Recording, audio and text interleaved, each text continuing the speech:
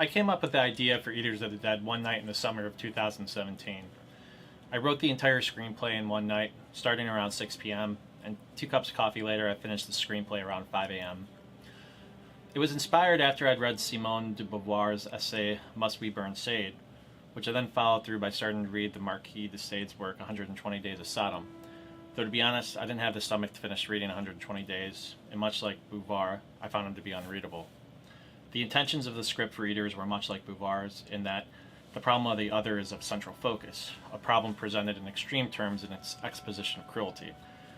Most of us have been subjected to forms of cruelty by others at some point in our lives, and the film tries to grab a hold of that experience, imagines a world where extreme forms of it are possible, and even demands of you to be disgusted at most of the characters because they are in fact a reflection of the growing inequality the world is today experiencing, one in which the other is subverted to the self and the inner subjective bonds of humanity are perverted in the process. A world in which we don't view other people as people worth the same things we feel entitled to. As a result, the last act of the film centers around the relationship between the tyrant and the victim. Where it departs from Sade is not so much in the depiction of cruelty, but in its response to it. Much as Beauvoir felt that Sade's project was authentic, but not moral, due to the choice to embrace the freedom to be cruel, which was ultimately self-defeating, I believe the film wonders at the very end much the same. Another inspiration for the film came from a trip to Tokyo. I had been reading a book by Joseph Campbell on a flight to Shanghai and was in a samurai sword shop while in Japan. And as I watched an Israeli tourist I met pick up a sword and begin awesomely wielding it, the thought dawned on me about merging some of Campbell's ideas with a samurai sword wielding hero that experiences the most tragic circumstances, literally goes through hell, and is essentially crucified by the powers that be, and who then comes back to life. I originally wanted to finish the entire film in 2 months and make an attempt to crank out 6 films a year, much like the exploitation films of the 1970s that grinded films out. But this one, we didn't get done in 2 months. Though hopefully the next one, the process will be speeded up due to what was learned with this one and my prior film, Scent. Speaking of Scent, another reason I just decided to create this film was that the last film, Scent, was a production disaster because we weren't really able to finish that film due to missing shots, injuries off set, an actor having an allergic reaction to the gore makeup, and one of the leads also cutting their hair, basically preventing any possibility of additional retakes, as they said, they wanted to kill their character. And so, Scent, at the end of the production, we were probably missing around 30 minutes of the screenplay, because when we were editing it, we had to cut a lot of scenes out since they just didn't really work. And initially, I tried to direct it like it was an opera, which for operas, that's not like a film. So I basically went over everything, rehearsals or before we started shooting with everyone. I put all the talent, the crew on the set, and I basically just let them work their magic. However, that method only really works when the people you hire have magic to bring, and when their hearts are in it.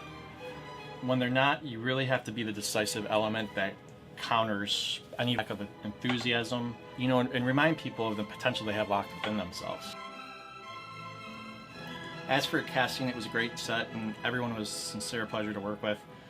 I casted the entire production a couple weeks after the screenplay was finished, while simultaneously doing the location scouting. Rehearsals began a week after casting offers were accepted. Once rehearsals finished, we began principal photography of Eaters of the Dead. Originally wanted to film the total solar eclipse happening in 2017 in southern Illinois, to go with the philosophical montage scene with Corinne and Brian's characters.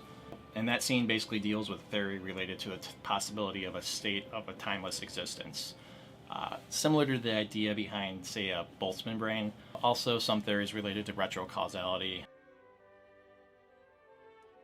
When we went down for the eclipse, which was our second day of shooting after the initial factory scene, it was just too crowded, and I had second thoughts about one of the roles I'd originally casted, as I remembered Corinne. She'd filled in on a retake of Scent and did a really good job.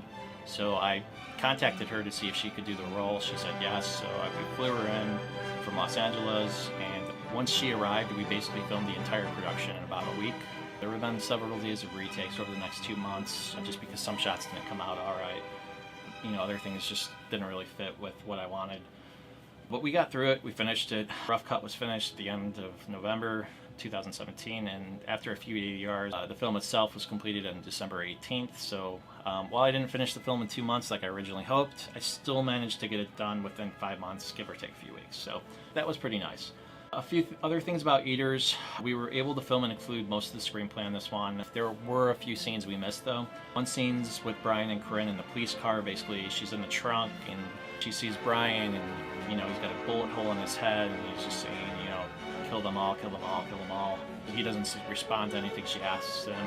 She comes back to life on the table at the end. You know, she basically sees Brian and she follows him. And there's a scene that we don't have in the movie that was going to take place after she picks up the sword, where she basically slaughters everybody in the party with the sword. That scene's playing in the background right now, and as you can tell, it really didn't work. What I originally envisioned was kind of like something that mirrored a scene from Die Hard, or even the end of Running Man with Pandemonium, and, you know, the hero coming back to send the bad guy away. But we didn't really get that, so I just decided to cut it.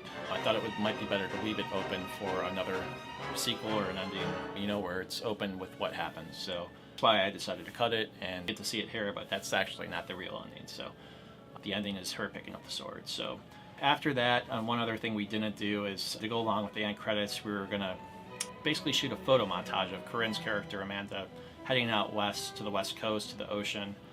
Similar to the montages you might see in, like, say, Lola Rent, or as it's known in English, I think Run Lola Run. The film was then to end with her reaching the west coast, eating a fish at a table by the ocean, you know, basically symbolizing hope for the future, followed by hours of digital newspaper clippings with a Ken Burns effect about, you know, basically showing the revolutions happening and America being reestablished, the tyrants being taken down, intermixed with hours and hours of nature shots from Shawnee National Forest and also the Pacific Ocean. While we didn't get the West Coast shots or even the nature shots from Shawnee, I did get some ocean